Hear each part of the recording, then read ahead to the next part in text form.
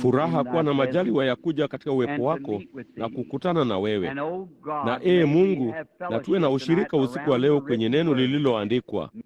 Jalia Roho Mtakatifu avuvie yote yanayofanywa au kusemwa. Kwa ajili ya utukufu wa Mungu tunaomba katika jina la Yesu.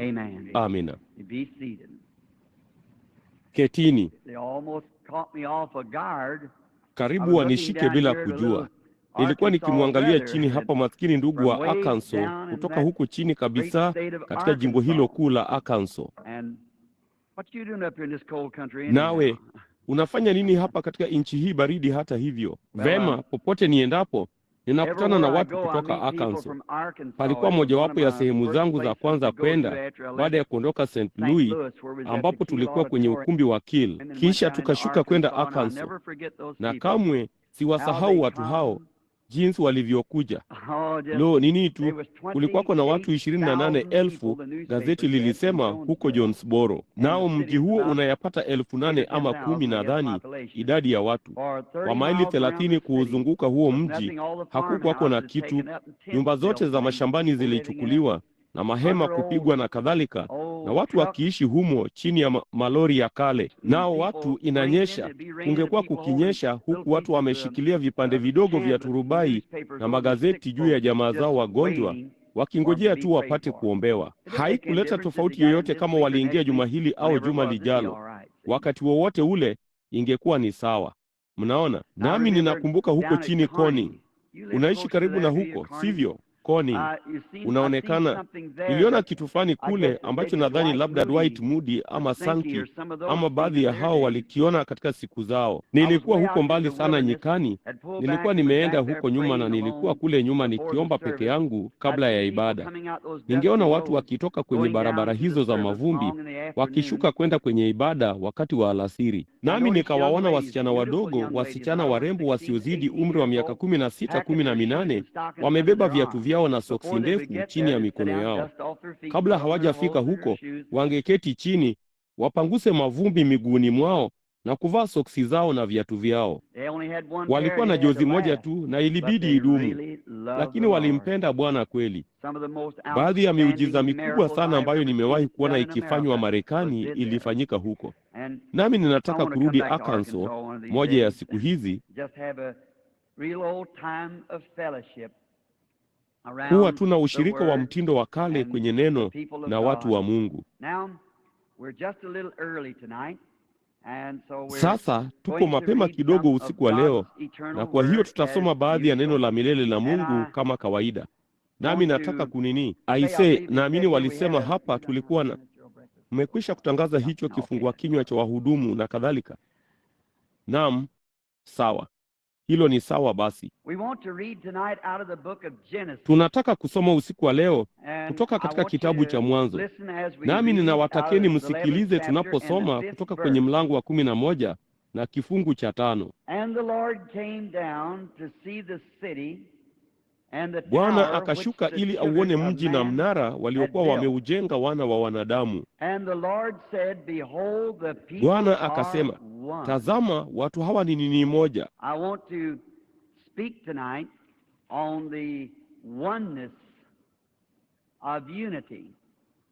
Ninataka kuzungumza usiku wa leo juu ya umoja wa muungano. Sasa tunapoingia moja kwa moja kwenye neno kwa ajili ya maonyo haya.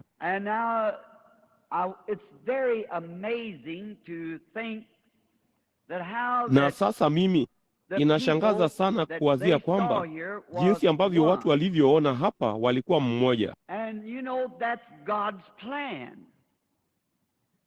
Na mnajua huo ndio mpango wa Mungu. Mungu anataka watu wawe kitu kimoja. Na ni ajabu kuwazia, lakini Ibilisi hujaribu kufanikisha mpango wake na kuwafanya watu kuwa kitu kimoja chini ya mpango wake. Sasa Mungu ana mpango, naye Ibilisi ana mpango. Halafu basi Ibilisi anajaribu kuwaweka watu wote chini ya mpango wake, wakati Mungu anajaribu kuwafanya watu wawe kitu kimoja chini ya mpango wake.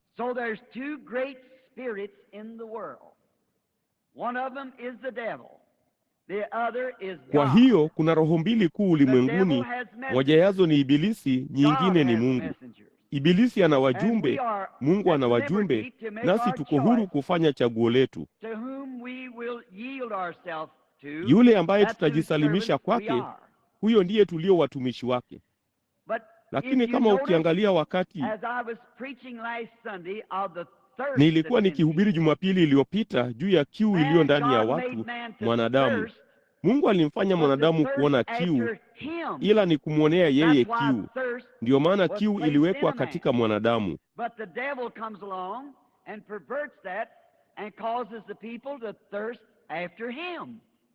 Lakini Ibilisi hunyemelea na kukipotosha hicho na kuwafanya watu wamwonee kiu kwa mambo ya ulimwengu. Biblia ilisema, ukiipenda dunia au mambo ya dunia, kumpenda Baba hakumo ndani yako. Ndipo mnaona Ibilisi hupotosha. Hawezi kuumba chochote, lakini anaweza kupotosha kile Mungu ameumba tayari.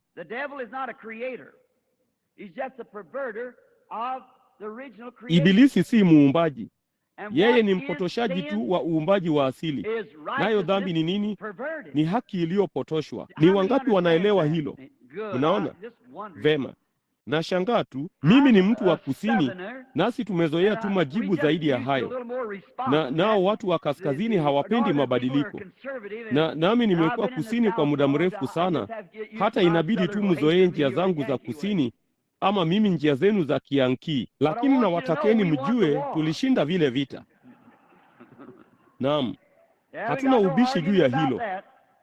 Kuna mtu mmoja wa kusini aliye hai, wala hakuna Mayankii. Kwa hiyo tulishinda vita. Niliwazia ilikuwa ya kushangaza zaidi wakati maskini yule Yankii alipokuwa akifa. Hata hivyo, naye yule mkusini akamtumia telegramu na kusema, Mungu akubariki Yankii, natumaini kukuona tena hivi karibuni. Hiyo, kwa nini hawakufikiria jambo hilo hapo mwanzo? Mnaona, na kuliachilia tu.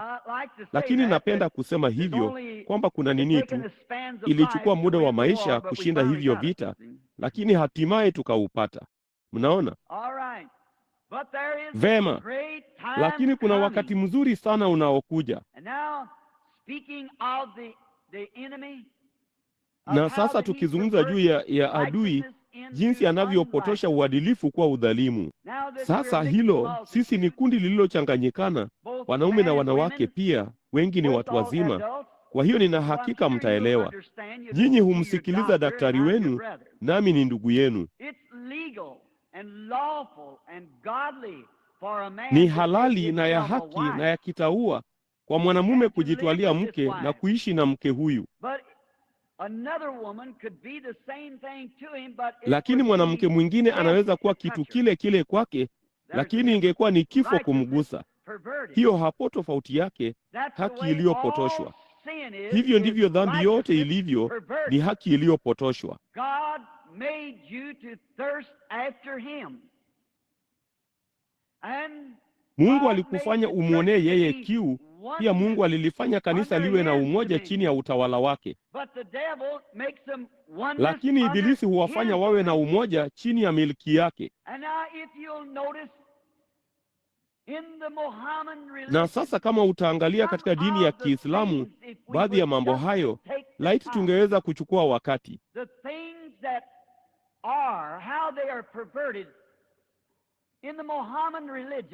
Mambo yaliyopo, jinsi yamepotoshwa katika dini ya Kiislamu, ambayo nimekuwa na majaliwa ya kuzuru nchi iliyo karibu na kaburi la Muhammad.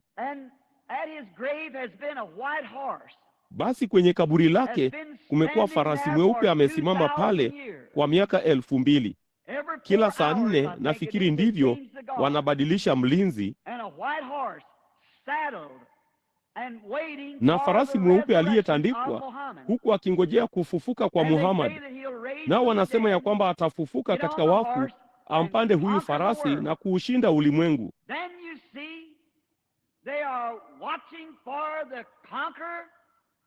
Basi mnaona, wanamngojea mshindi aje amepanda farasi mweupe.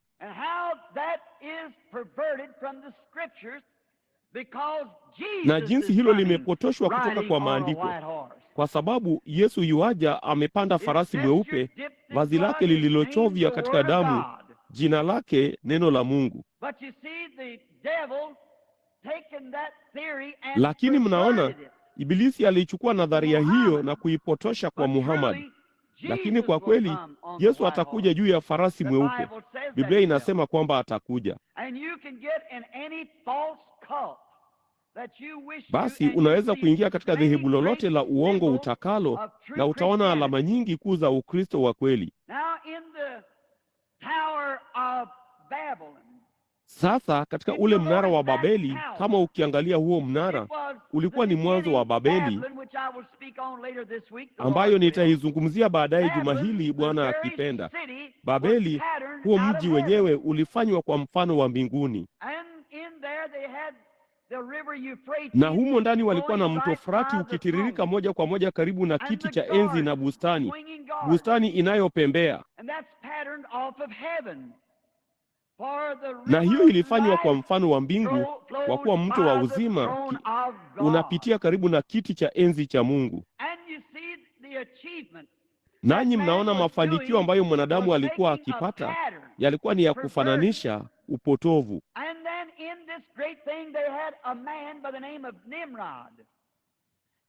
Halafu basi katika jambo hili kuu walikuwa na mtu jina lake Nimrodi. Kisha Nimrodi akaifanya miji yote iliyosalia na taifa kuwa chini ya mamlaka moja kuu, ikionyesha kwamba ni nadharia iliyobuniwa na mwanadamu, mfano tu.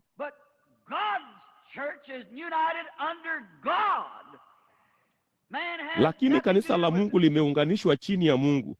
Mwanadamu hana uhusiano wowote nalo, limeunganishwa chini ya Mungu.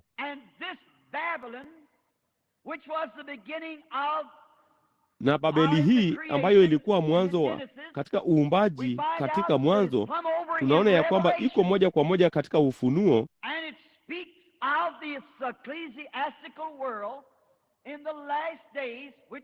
na inazungumza juu ya ulimwengu wake wa kikanisa katika siku za mwisho ambazo ni sasa. Hatimaye itaungana chini ya mpinga Kristo, dini ya kujibunia. Lakini ninashukuru kusema kwamba kanisa la Mungu litaunganishwa pia chini ya kichwa kimoja, Mungu.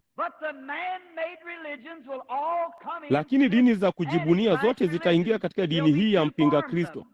Kutakuwa na aina zake mbili. Aina moja itatoka Rumi, ambayo itakuwa ni yule mnyama, na kuna sanamu ya mnyama ambayo itakuwa ni kiongozi wa kikanisa wa kanisa la Kiprotestanti, ikusanyike kama sanamu ya mnyama chini ya ulimwengu wa kimadhehebu.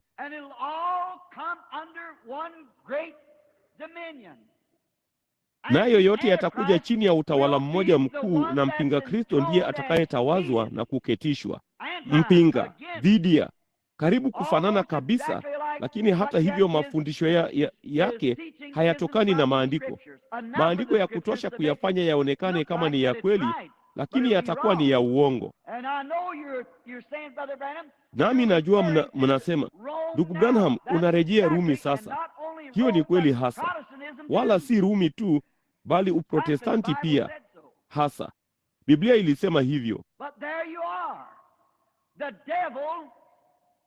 Lakini haya basi, Ibilisi akiwaunganisha watu chini ya kichwa kimoja cha kikanisa, mtu mmoja duniani.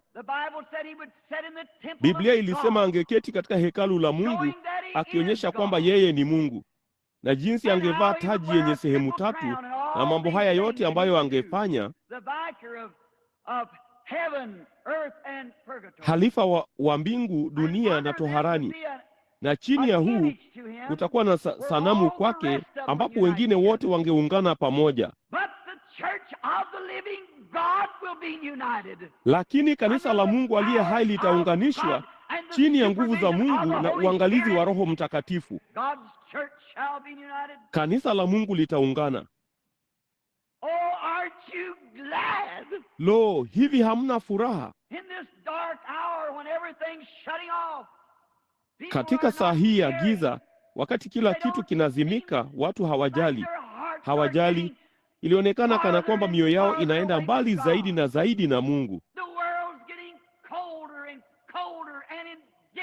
Ulimwengu unaendelea kuwa baridi zaidi na zaidi na kutojali, kwa sababu hawa viongozi wa kikanisa wanaungana.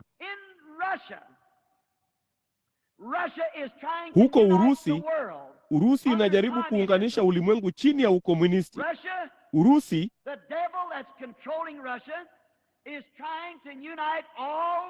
Ibilisi anayeitawala Urusi anajaribu kuunganisha ulimwengu wote chini ya ukomunisti. Kamwe hawatafaulu.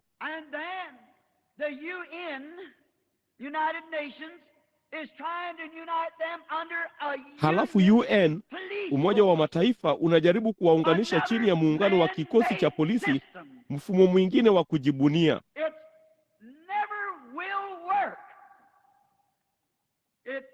Hautafanikiwa kamwe, hauwezi, lakini wote wanajaribu. Na hebu niseme hivi kwa heshima, bali kulingana na neno la Mungu, kwamba kila taifa siku hizi linatawaliwa na Ibilisi. Biblia ilisema hivyo.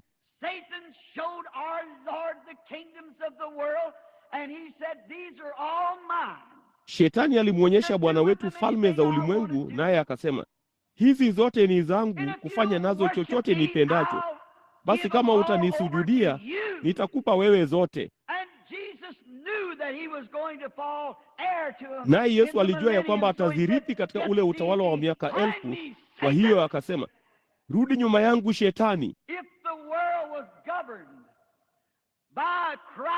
Kama ulimwengu ulitawaliwa na Kristo, tungekusanya silaha, wala kusingekuwa na risasi nyingine kufiatuliwa.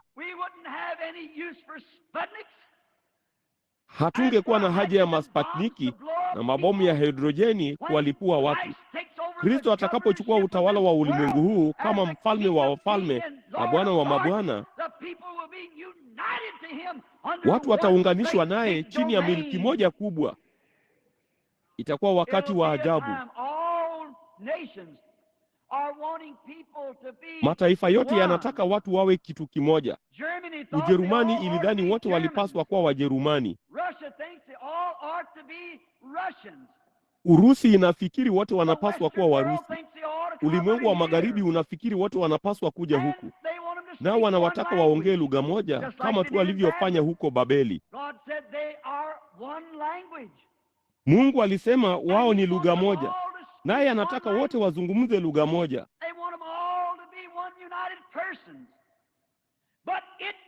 Wanataka wote wawe watu wamoja walioungana, lakini kamwe halitatendeka chini ya himaya ya mwanadamu. Lakini nitasema hivi, ya kuwa wakati unakuja ambapo mataifa yote yataungana pamoja chini ya mfalme mmoja,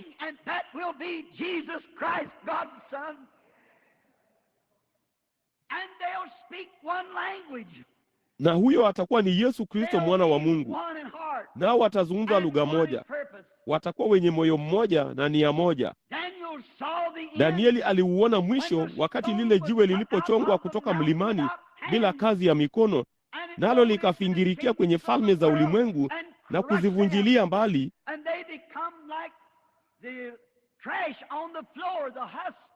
nazo zikawa kama takataka sakafuni, makapi ambayo upepo uliyapeperushia mbali. Lakini hilo jiwe liliifunika dunia nzima. Jiwe hilo ni Kristo.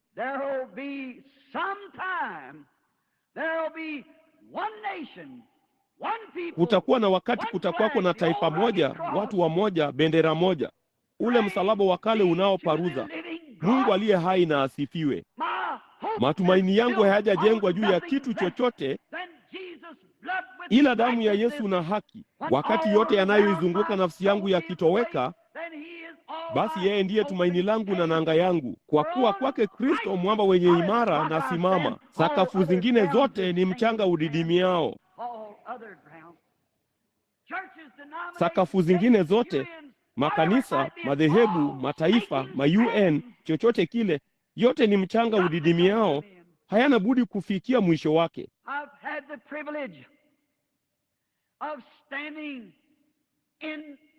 Nimekuwa na fursa ya kusimama huko Rumi, ambapo yule Kaisari mkuu aliyejaribu kuunganisha ulimwengu wote chini ya himaya ya Kirumi. na leo hii inakubidi kuchimba futi 20 kwenda chini kupata magofu ya mji huo.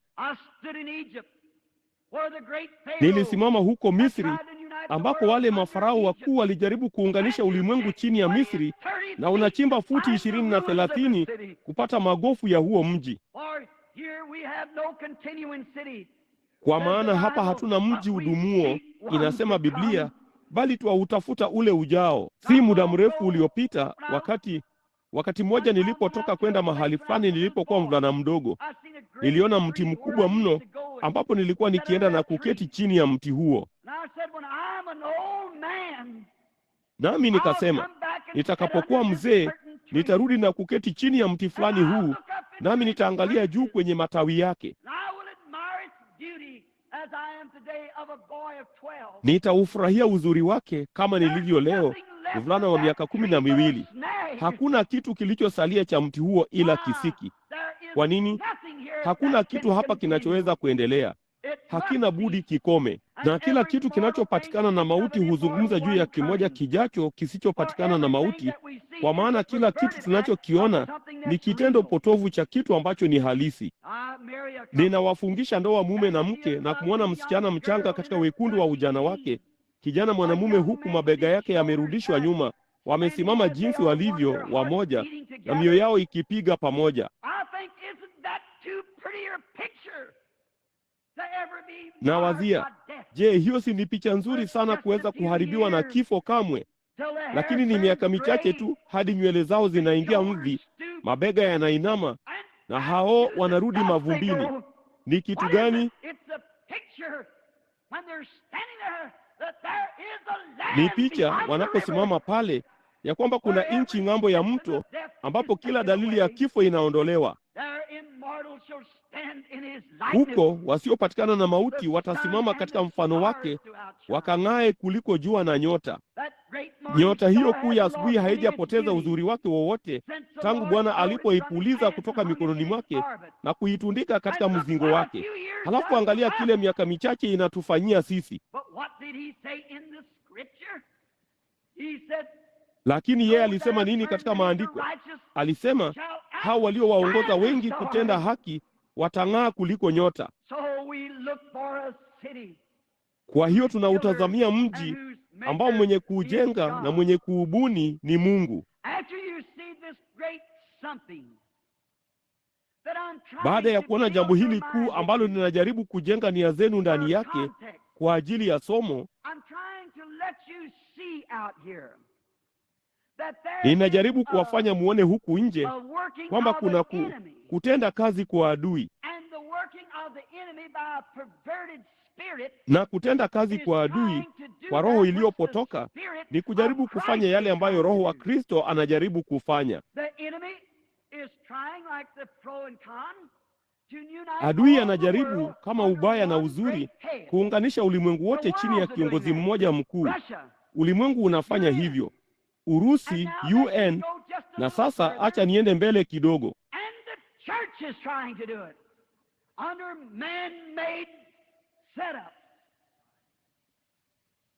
Nalo kanisa linajaribu kufanya jambo hilo chini ya mfumo wa kujibunia.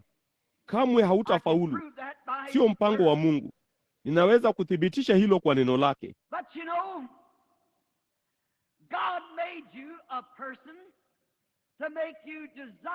Lakini mnajua, Mungu alikufanya mtu kukufanya utamani kuwa hivyo ili akujaze kwa wema wake. Sasa kama mwanadamu hana budi kujazwa na kitu fulani, hiyo ni kweli. Huu ni wakati wa kuchagua. Huwezi kuendelea kuwa bila msimamo.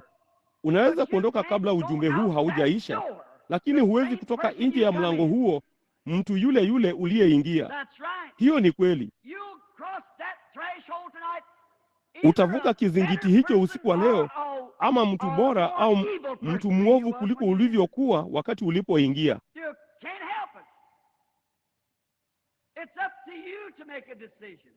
Huwezi kuzuia hilo. Ni juu yako kufanya uamuzi. Sasa angalia, ni wakati wa kuchagua. Huwezi kuwa katikati. Ni wakati wa kuchagua. Huna budi kuchagua siku hii yule utakayemtumikia. Naye Ibilisi amewasilisha mambo mengi ya mapambo ambayo unaweza kuyachagua ukipenda. Huwezi kubaki jinsi ulivyo, kwa sababu huna budi ikiwa uko tupu. Sasa ningetaka hili likae miongoni mwetu. Naye Bwana mwema wa mbinguni anajua ya kwamba sisemi hili nipate kuwa tofauti, lakini ninasema hivi tu ili kuonyesha ukweli. Na wainjilisti wetu wakuu ambao wanauvuka ulimwengu siku hizi, na si muda mrefu uliopita nilipata fursa ya kuketi kwenye kiamsha kinywa pamoja na Billy Graham, huyu maarufu ambaye ninaamini ni mtumishi wa Mungu, akipita katika mataifa akiwaita kwa Kristo, akiuita ulimwengu kwa Kristo na toba. Ndipo nikamsikia akisema mbele ya kundi la wahubiri, huku ameiinua Biblia namna hii, naye akasema, hii ndiyo mfano. Akasema Paulo aliingia kwenye mji na kupata muongofu, akarudi mwaka mmoja baadaye na alikuwa na waongofu 30.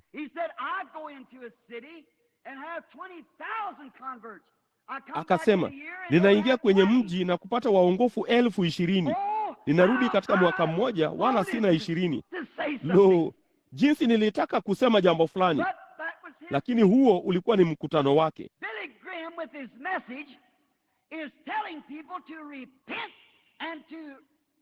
Billy Graham pamoja na ujumbe wake anawaambia watu watubu na kuachana na dhambi, na huo ni ujumbe muhimu. Naye Mungu amemchagua Billy Graham kufanya hivyo. Hakuna mtu mwingine anayeweza kufanya kama alivyofanya, kwa sababu anamfuata Bwana. Yeye yuko katika roho ya Yohana, ambayo kabla ya kuja kwake Kristo mara ya kwanza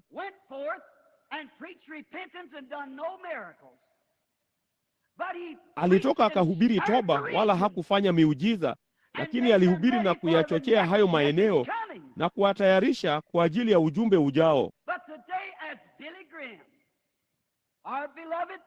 Lakini siku hizi, wakati Billy Graham ndugu yetu mpendwa anapowafanya watu waachane na dhambi, hana ujumbe wa kuwajaza tena. Hiyo ndiyo shida. Umefanywa mtupu.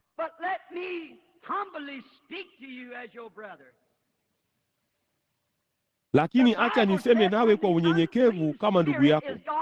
Biblia ilisema pepo mchafu akimtoka mtu hutembea mahali pasipo na maji.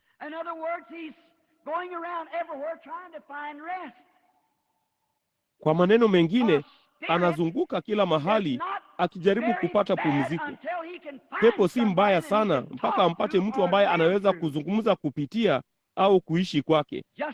Hivi majuzi tu ningeweza kuhisi pepo huyo mkutanoni. Nanyi nyote mnaotuma barua zenu huku za kuomba msamaha wa usiku wa kwanza au wa pili, kuamini kwamba ilikuwa ni namna fulani ya njama ya kiakili, na sasa mumeshawishika. Hakika ninawasamehe. Mungu amewasamehe pia, na Bwana awabariki bila shaka. Sasa wakati mkutano ukiendelea, pepo mchafu mkutanoni, pepo huyo karibu hana madhara mpaka aweze kumshika mtu ambaye anaweza kumtumia. Ndipo anapoweza kumtumia, bila shaka atafanya madhara, kwa sababu yeye ni pepo mchafu. Naye Roho Mtakatifu yuko hapa akijaribu kutafuta mtu atakayemtumia. Ndipo akipata mtu wa kumtumia, anaweza kufanya mema. Mnaona roho hizo mbili, nia zao, lengo. Angalia jinsi ilivyo. Angalia kazi zao. Angalia matunda yao, ndipo unaweza kuona ni roho gani aliye juu yako. Unahamasishwa na Roho. Ikiwa huna Roho, umekufa. Na ikiwa una Roho, yeye huyahamasisha maisha yako. Na kama maisha yako yanazaa tunda la Kikristo, ni roho ya Kikristo. Sasa unaweza kujazwa. Sasa tazama pepo huyu mchafu. Anapotoka hupitia mahali pasipo na maji, akitafuta mahali pa kutulia. Biblia ilisema hangeweza kupapata. Hivyo basi anasema, nitarudi nilimotoka. Anarudi kwa mtu huyu ambaye wakati mmoja alikuwa ndani yake, naye anakuta nyumba imefagiliwa vizuri, imesafishwa, imetakaswa, hukumu yote imetoweka.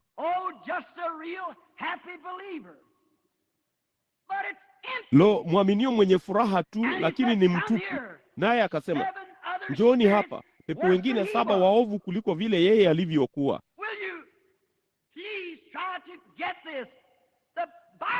Je, mtajaribu kupata hili tafadhalini?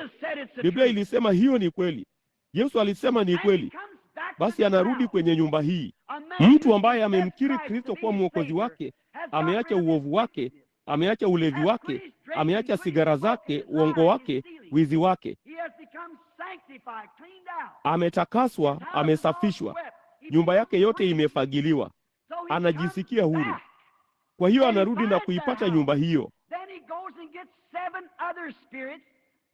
Ndipo anaenda na kuwachukua pepo wengine 7 waovu kuliko alivyokuwa na kumwingia mtu huyu. Nayo Biblia ilisema ya kwamba hali ya mwisho ya mtu huyo ni mbaya mara 7 kuliko ilivyokuwa hapo kwanza. Sasa nini kimetokea hivi punde? Mwinjilisti anapita, wanahubiri toba, nawe unasafishwa dhambi yako. Ndipo basi unaposafishwa, Ibilisi anakuondokea. Unarudisha vitu vyako ambavyo uliiba.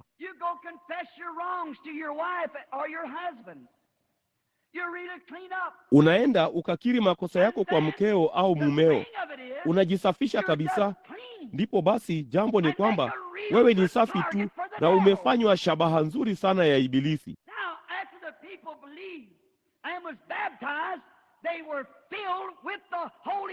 Sasa baada ya watu kuamini na kubatizwa, walijazwa na Roho Mtakatifu. Na huo ndio mpango wa kiungu wa Mungu. Sasa ikiwa umejazwa na ulimwengu,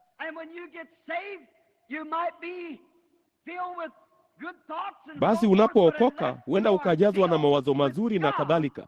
Lakini isipokuwa umejazwa na Mungu, Mungu alimtuma Roho Mtakatifu duniani ili kulihamasisha kanisa.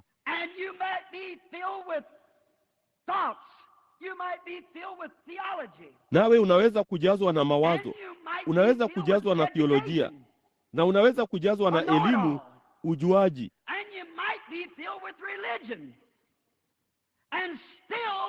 na unaweza kujazwa na dini na bado ukawa shabaha ya Ibilisi. Hiyo ni kweli. Sasa wakati Mungu alikuumba ili uweze kujifanya mtupu, kwa maana ulipozaliwa uliumbwa ukiwa na mahali pa kujazwa. Kwa asili wewe ni mtoto wa Ibilisi, na wakati wewe mwinjilisti anapokuja, nawe unatubu na kusafishwa. Unaona nini? Ibilisi anakuja, anakurudishia na kukuweka katika dhehebu fulani dogo na kusema, kanisa letu ndilo kubwa zaidi. Umekosea papo hapo kwanza kabisa. Kisha unakuwa mkaidi mwenye kujivuna. Mbona hainihukumu kukaa nyumbani na kutazama televisheni? Hainihukumu kuvuta sigara kidogo ya kirafiki au kunywa pombe mara moja. Matunda yako yanaonyesha kile ulicho. Halafu utamsikia kasisi mmoja akiinuka, na huenda ikawa unasoma Biblia, nawe unaona mahali ambapo Yesu alifanya na kutenda miujiza. Unampelekea mchungaji.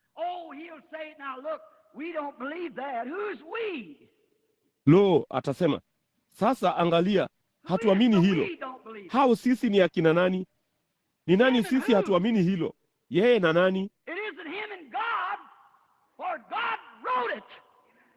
Si yeye na Mungu, kwa maana Mungu ndiye aliyeliandika. Ni yeye na mtu mwingine. Na ikiwa utalifuatilia, ni nia ile ile iliyokuwa kwenye mnara wa Babeli, kujenga utawala wa kidunia wa kujibunia. Lakini Mungu hataki hilo.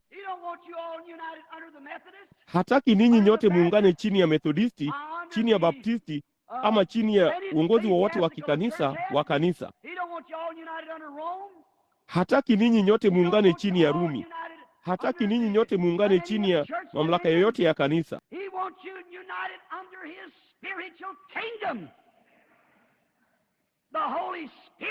Anataka muungane chini ya ufalme wake wa kiroho, Roho Mtakatifu.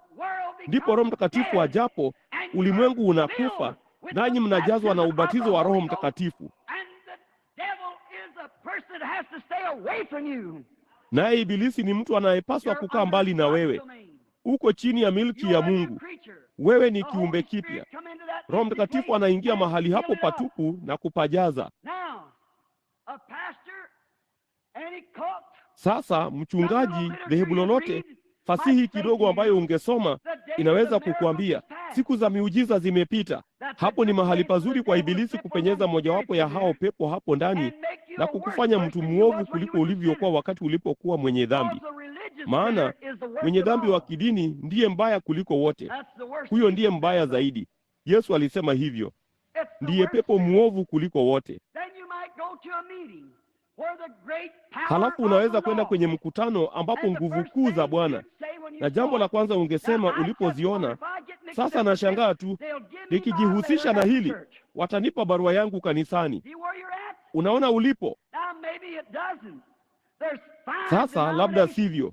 Kuna madhehebu mazuri, wachungaji wazuri, wa Methodisti, wa Baptisti, aina zote tofauti, wanaoamini katika matendo ya kimbinguni ya Mungu, wanaoamini ya kwamba mwanadamu hana budi kuzaliwa mara ya pili na kujazwa na Roho Mtakatifu. Nami namshukuru Mungu kwa kila mmoja wao. Wapo wengi wao wanaoamini. Mungu anao watoto wake waliokuamia kila mahali. Lakini ninachojaribu kusema, katika wingi mnaona makanisa hayo yote. Ninataka kuwauliza ninyi wa Methodisti jambo fulani, msioamini katika uponyaji wa kiungu. Vipi kuhusu John Wesley, mwanzilishi wenu? Alipokuwa amempanda farasi wake, akamwombea mwanamke mgonjwa, naye farasi akajikwaa katika shimo la fuko, akaanguka na kuvunja mguu wake. John akashuka kwenye farasi wake, akachukua chupa ya mafuta na kusema, Bwana, umemuumba farasi huyu kama vile ulivyoniumba mimi. Kisha akampaka huyo farasi mafuta, akampanda na kwenda zake. Vipi kuhusu hilo? Ukiuhubiri katika kanisa la kisasa la Methodisti leo, wangekutupa nje ya mlango. Hakika. Lakini mnaona ni kitu gani? Yule mama kahaba wa kale wa Biblia, Ufunuo 17, alikuwa na binti. Na hakika sihitaji kuingilia hilo kwa undani. Uprotestanti ni mzao wa Ukatoliki. Bila shaka ndivyo ulivyo.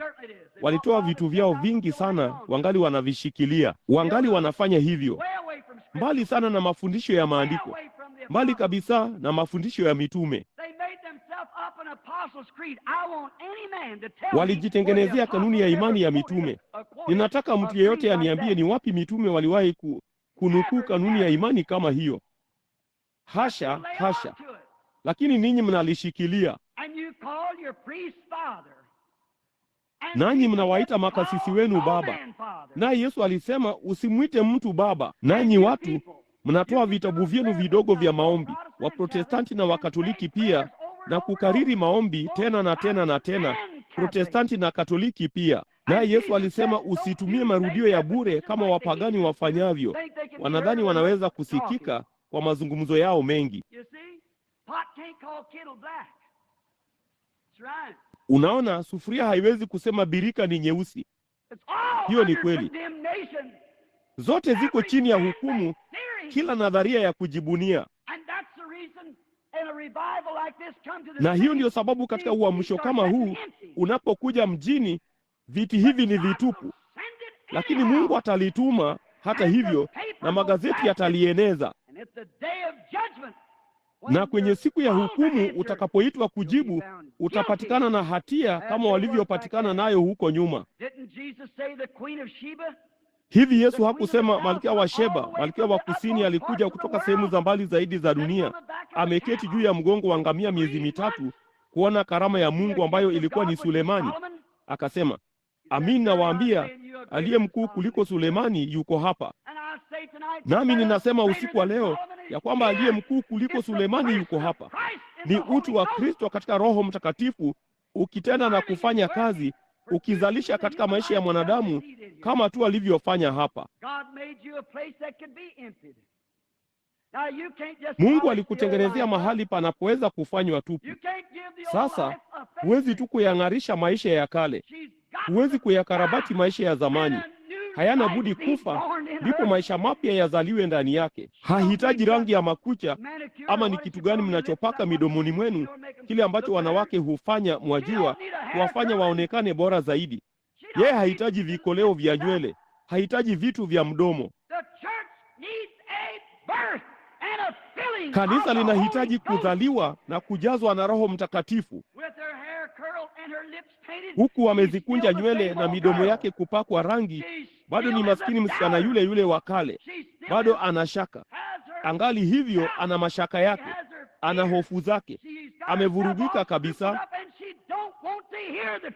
wala hataki kusikia kweli, kwa maana kitu kilicho ndani yake hakitamruhusu kufanya hivyo. Hiyo ni kweli. Bila shaka, mwanamke mwenye sifa mbaya mitaani, ukimwendea na kumwambia, aisee mwanamke, umekosea, atasema shika lako. Basi mfuasi fulani wa kanisa mwenye shingo ngumu ni mwovu mara 7 kuliko mwanamke huyo. Mwambie kuna uamsho mkubwa unaoendelea, unapaswa kuja. Bwana Yesu amejidhihirisha mwenyewe akiwaponya wagonjwa. Watu wana nini kadhalika, wanampokea Roho Mtakatifu. Endelea. Una shida gani? Mimi ni mfuasi wa kanisa. Mimi ni mzuri kama ulivyo wewe. Kwa nini? Yeye hajui vizuri zaidi. Lakini hebu zungumza na mwanamke mwadilifu na kumwambia ni kosa kufanya hivyo. Atasema, amina, najua hilo ni kosa. Hebu mwambie mwanamume au mwanamke ambaye amezaliwa mara ya pili kwa Roho wa Mungu na kwamba ubatizo wa Roho Mtakatifu uko hapa kwa ajili yao, kuijaza mioyo yao. Watapaza sauti amina kwake, kwa maana wao hula na kuishi kwa neno la Mungu. Bila shaka wanafanya hivyo. Lakini mnaona, kama ilivyo ulimwenguni ndivyo ilivyo kanisani. Wanajaribu kujenga kitu fulani. Mungu hahitaji msaada wako kuujenga ufalme wake. Mungu anakutaka tu ulihubiri neno. Yeye atajenga jengo. Yeye ndiye msanifu mijengo. Ana ramani zimewekwa hapa. Vema, tufanye nini basi? Mungu alikufanyia mahali pa kujifanya tupu kwa mambo ya ulimwengu. Sasa maumbile yaliweka roho mle ndani inayokufanya uyapende mambo ya ulimwengu, nawe unajua umekosea unapofanya hivyo. Hata kama wewe ni mshiriki wa kanisa, unaweza kuwa wa kidini tu uwezavyo kuwa, huku umejaa ibilisi kabisa nayo. Hiyo ni kweli. Kama unatilia shaka neno la Mungu, kila neno lake kuwa ni kweli, ni ibilisi anayekuambia hilo. Bila shaka ndivyo ilivyo. Huo ni ujuvi. Lakini ni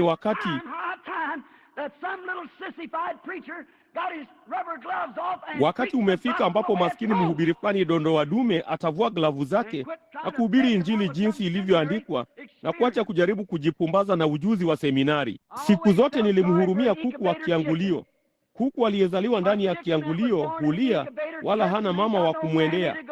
Hilo linanikumbusha juu ya mhubiri wa seminari ambaye hajui zaidi kuhusu neno la Mungu kuliko vile seminari ilisema, akilia wala hana mama wa kumwendea. Lakini unapozaliwa kweli chini ya mbawa za neema na nguvu zake, utakubaliana na kila neno alilosema yeye ni kweli. Ndipo Mungu anaposonga mbele katika mambo ya kimbinguni, moyo wako utakuwa na njaa moja kwa moja kwake. Hutaenda kando na kusema telepathia ya akili, ibilisi, Beelzebuli, siamini hilo, kanisa langu halifundishi hilo. Utasema Mungu asifiwe milele, kwa kuwa umejazwa. Huwezi kukaa tupu. Tupu ni uvivu. Hiyo ndiyo shida ya waongofu siku hizi. Mara tu unapoongoka unaanza kuzembea. Unapaswa kuwa pale magotini mwako ukitafuta Mungu kwa ajili ya ubatizo wa Roho Mtakatifu upate kujazwa. Ndipo unaukuta uwepo wake uliobarikiwa pamoja nawe.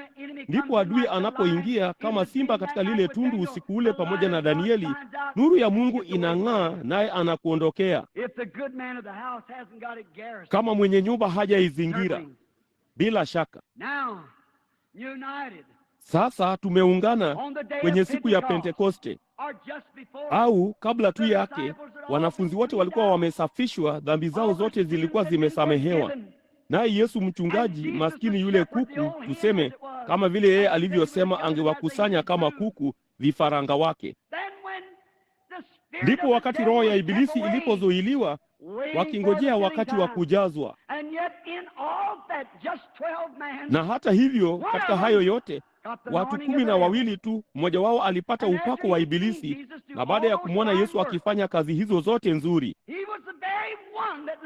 yeye ndiye aliyewaongoza askari kumfunga kitambaa kichwani na kumpiga kichwani kwa rungu au fimbo na kusema, tuambie ni nani aliyekupiga, tutakuamini. Baada ya kumfuata Yesu na kuona miujiza yake na kusikia, yule Myahudi akaja, ndipo Yesu akamwambia yeye alikuwa ni nani, alikotoka. Baada ya kuona hayo yote, mtu huyu alilitilia shaka baada ya kumwona kwenye kisima cha Samaria pamoja na yule mwanamke, akamwambia dhambi zake, na kumsikia yule Farisayo akisema yeye ni mpiga ramli.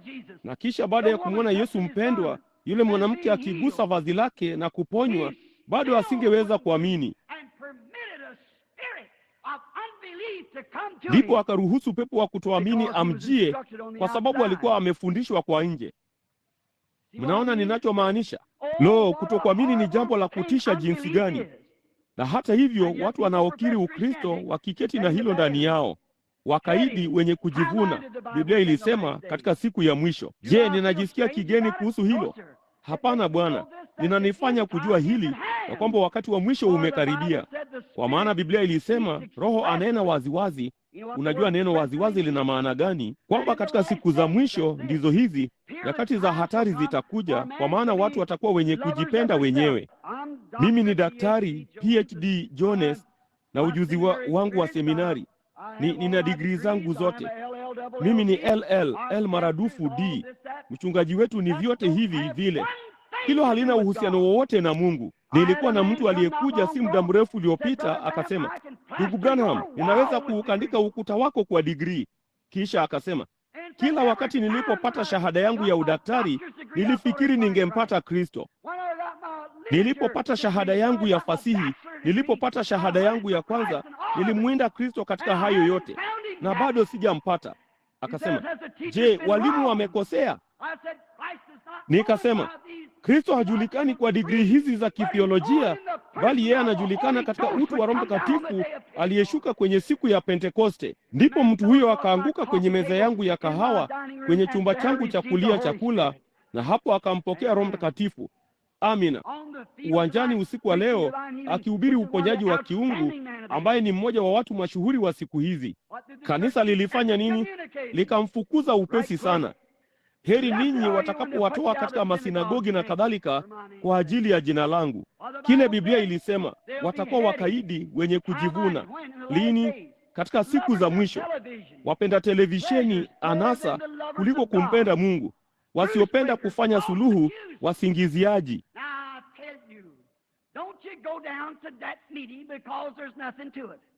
Sasa nitakwambia, usishuke kwenye mkutano huo kwa sababu hakuna kitu kwake. Wasingiziaji. Biblia ilisema hivyo, wenye mfano wa utauwa, bali wakikana nguvu zake. Nguvu gani hizo? Wanafunzi waliuliza. Hebu kidogo. Wanafunzi waliuliza swali hili walipoona ya kwamba Yuda alikuwa amemsaliti na kila kitu kilikuwa kimekaribia. Walisema, Bwana, wakati huu utawarudishia Israeli ufalme? Angalieni kile yeye alisema. Sio kazi yenu kujua majira hayo, lakini pandeni hadi kwenye mji wa Yerusalemu, nanyi mtavikwa uwezo utokao juu kabla hamjaweza kuwa shahidi. Shahidi hana budi kujua kitu fulani. Shahidi hana budi kuwa na ujuzi. Wala huwezi kuwa shahidi wa Kristo mpaka Roho Mtakatifu amekubatiza. Yesu hangewaruhusu wanafunzi wake kuhubiri Injili mpaka walipompokea Roho Mtakatifu. Hata hivyo, walikuwa wamepewa heshima ya kutembea pamoja naye miaka 3.5, ingawa walikuwa watu watakatifu waliokubalika machoni pake. Lakini yeye hakuwaacha waende kuhubiri mpaka walipongoja kule juu na kujiondolea tofauti zote, ndipo Roho Mtakatifu akaja. Kile ambacho ulimwengu unahitaji siku hizi ni ujazo huo huo. Kufanywa tupu kunapokuja, kujazwa kunahitajika. Ujazo huo hufanya nini unapoingia? Mahali ulipo na shaka huleta imani. Mahali ulipo na kutokujali huleta upendo. Mahali ulipokuwa na chuki huleta ushirika. Na halafu wakati kanisa la Mungu aliye hai siku moja litaunganishwa chini ya kichwa kimoja kikuu,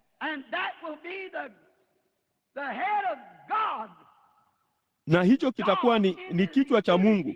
Mungu, na katika umoja wa mwili wa Kristo, atakuwa gavana na mfalme na Bwana juu ya kanisa zima chini ya udhibiti wake. Kisha litapokelewa juu. Siku hizi minara yote ya Babeli wanayoweza kujenga, roketi zote wanazoweza kupata, ujamaa wote na ukomunisti wote wanaoweza kuchochea, mifumo yote ya kikanisa itashindwa. Lakini licha ya hayo yote, Mungu atakuwa na kanisa lililounganishwa chini ya mfalme wake, chini ya ufalme wake kwa ubatizo wa Roho Mtakatifu. Yesu alisema, ishara hizi zitafuatana na hao waaminio. Kwa jina langu watatoa pepo, watanena kwa lugha mpya, wakishika nyoka au kunywa kitu chochote cha kufisha hakitawadhuru. Wataweka mikono juu ya wagonjwa, watapata afya.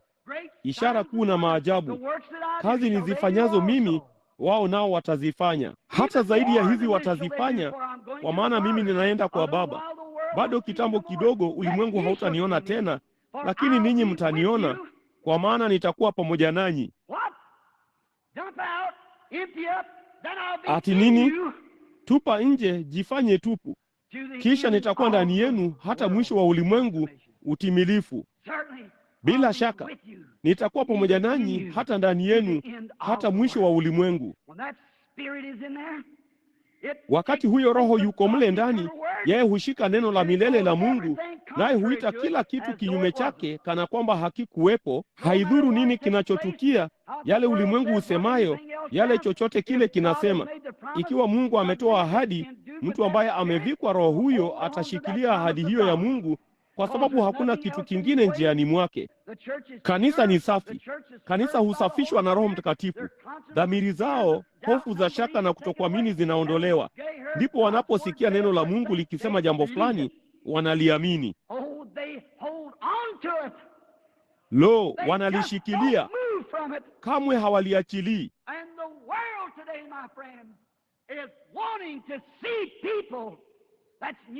Na ulimwengu siku hizi, rafiki yangu, unataka kuwaona watu ambao wameunganishwa na Kristo, kuonyesha roho halisi wa Kristo, mashujaa hodari.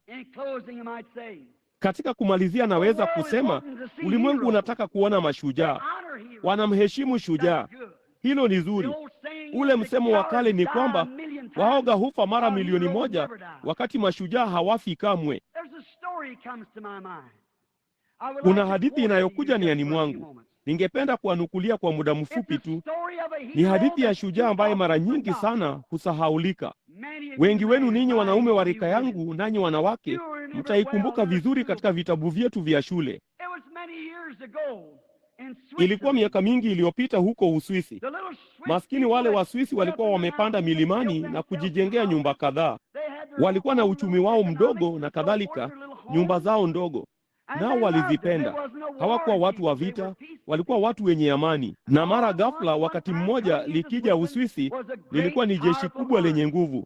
Nao walikuwa watu waliofunzwa vizuri, wamejipanga tu kama viti hivyo hapo, kama tu ukuta wa matofali, ngao kubwa, mikuki mikubwa, watu wa vita waliofunzwa vyema. Nao wakaja taratibu wakiingia Uswisi kunyakua mali ya Waswisi. Nao Waswisi, ili kulinda nyumba zao, waliwaaga wake zao kwa busu, na watoto wao wakubwa na wachanga walichukua vipande vya kale vya panga, miamba na mawe, marungu makubwa mno ya kale,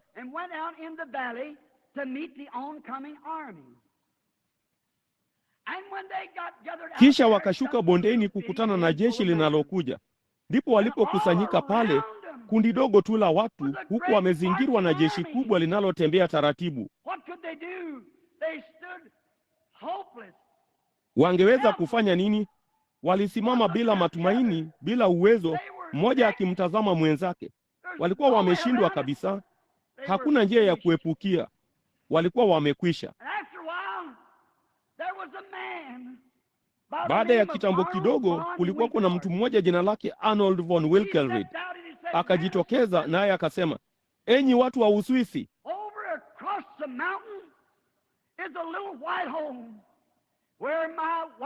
huko ng'ambo ya mlima kuna nyumba ndogo nyeupe ambamo mke wangu na watoto watatu wadogo wanangoja. Kasema, nilipowaaga asubuhi ya leo, sitawaona tena katika dunia hii. Wakasema, Arnold von Wilkelried, utafanya nini? Akasema, leo hii nitaifia Uswisi. Vema, wakasema, Arnold von Wilkelried, hilo halitasaidia chochote. Kwa nini unasema utakufa kwa ajili ya Uswisi? Akasema, ninyi chukueni mlicho nacho, majembe, maskini miundu ya kale, fimbo na marungu, mawe. Kasema, nifuateni na mpigane vizuri mwezavyo kwa vile mlivyo navyo. Kasema, kwani utafanya nini? Ndipo akatupa chini mundu wake, kitu chake alichokuwa anaenda kupiga vita nacho. Akainua mikono yake juu na kulipigia kelele jeshi hilo kubwa. Akatazama pande zote, akaona mahali palipokuwa na mikuki iliyokuwa imeshikana sana. Kila mtu amevaa nguo rasmi, akitembea taratibu moja kwa moja kuukabili mlima, mbele mbele. Lo, hivyo ndivyo Ibilisi anavyofanya, akiwasukumia moja kwa moja pembeni. Akainua mkono wake akapiga makelele, simile, uhuru upatikane. Ndipo hilo jeshi linalokuja likashangaa kuna nini. Ndipo akaanza kukimbia, kisha akapiga makelele tena, simile, uhuru upatikane. Ndipo alipoingia moja kwa moja kwenye lundo hili kubwa la mikuki, ambapo mingi ilielekezwa kumnasa, akainyosha mikono yake hivi na kukamata mikuki mingi mikononi na kuichomelea kifuani mwake. Onyesho kama hilo la ushujaa wa kweli lililivuruga jeshi hilo kubwa na kulishinda kabisa. Hawa hapa Waswisi wakaja na marungu na fimbo na kulipiga jeshi hilo na kulifukuza kutoka katika taifa lao. Wala hawajawahi kuwa na vita tangu wakati huo hata sasa, kwa sababu mtu mmoja alifanya kazi ya shujaa na akafanya yaliyo mema. Hiyo haijawahi kupitwa na hulinganishwa kwa nadra sana kama ushujaa. Lakini lo, hilo ni jambo dogo sana ukilinganisha na siku moja miaka mingi iliyopita, wakati watoto wa Adamu, jamii ya ulimwengu huu, ilipofinyiliwa pembeni kwa maradhi na magonjwa na dhambi. Walikuwa wametumiwa manabii, nao wakawaua, nao kila aina ya torati na kuzikataa. Nayo jamii ya Adamu ilikuwa imefinyiliwa kwenye kona. Kulikuwa na mtu aliyetoka mbinguni na kusema, ninashuka kwenda duniani leo hii kuyatoa maisha yangu. Akapata mahali palipokuwa na mishale mingi zaidi, nayo hofu ya jamii ya Adamu ilikuwa ni mauti. Akanyakua mauti alipoenda Kalvari na kuyavuta akayaingiza kifuani mwake. Naye akawaambia wanafunzi wake, jifanyeni tupu sasa, nendeni huko kwenye, ngojeni kule mpaka niwatumie tena kitu cha kupiga nacho vita. Libarikiwe, samahani, jina la Bwana libarikiwe. Akamtuma Roho Mtakatifu na kusema, nifuateni, katilieni mbali dhambi na magonjwa hata ukutani. Wanaume na wanawake, jambo kuu zaidi ambalo limewahi kupewa kanisa la Mungu si kushika karatasi fulani ya kikanisa mkononi mwako, bali kujazwa na Roho Mtakatifu wa Mungu na kuukata ufalme wa Ibilisi hata jemadari wetu mkuu atakapokuja kuchukua mamlaka. Mungu awabariki. Msifikiri nimerukwa na akili. Hiyo ni kweli. Najua ninachozungumzia. Wanaume wa heshima, wanawake, wewe unayemwamini Mungu, wewe unayedai kuwa na Roho wa Mungu moyoni mwako, ikiwa wewe ni mgonjwa au mhitaji, unayo silaha hapo ya kupigana na ugonjwa huo. Iko ndani yako. Mungu alikupa wewe. Kwa nini tusimame nyuma kama muoga? Kwa nini tusimame kando? Hebu tumfuate jemadari. Hebu tumfuate yeye aliyeenda Kalvari. Alipoenda Kalvari, alijeruhiwa kwa makosa yetu. Kwa kupigwa kwake sisi tuliponywa. Chukua kile akupacho na upigane na magonjwa na dhambi. Pambana na kutokuamini. Mwambie Ibilisi yeye ni muongo. Kristo alisema ameushinda ulimwengu. Yeye aliye ndani yenu ni mkuu kuliko yeye aliye katika ulimwengu. Nguvu za Kristo ni kuu ndani yenu kuliko huo ugonjwa ulionao mwilini mwako usiku wa leo. Nguvu za Kristo ni kuu kuliko ile dhambi ndogo inayotuzinga ambayo huwezi kuishinda. Hebu na tumchukue huyo Roho Mtakatifu na tupambane na ibilisi kabisa, na tutoke tukiwa washindi kama mashujaa wa msalaba. Na tuombe. Yehova Rafa, Yehova Ire, tunakuja katika jina la Yesu. Tunakuja kwa sababu yeye alisema, muombeni Baba neno lolote katika jina langu nitalifanya. Hili hapa kundi dogo la watu hapa usiku wa leo ambao wanayumbayumba wakijaribu kukaa chini ya bendera, naye ibilisi anawazomea. Wanatazama kule nje kwenye jeshi lile kubwa lililo kama ukuta ambalo limewazingira na kuwaambia, siku za miujiza zimepita na hakuna kitu kama hicho. Bwana Mungu, jalia washike kwa dhati huo uzima wa milele ambao umeijaza mioyo yao Roho Mtakatifu. Na kama hajawajaza, jalia afanye hivyo sasa hivi.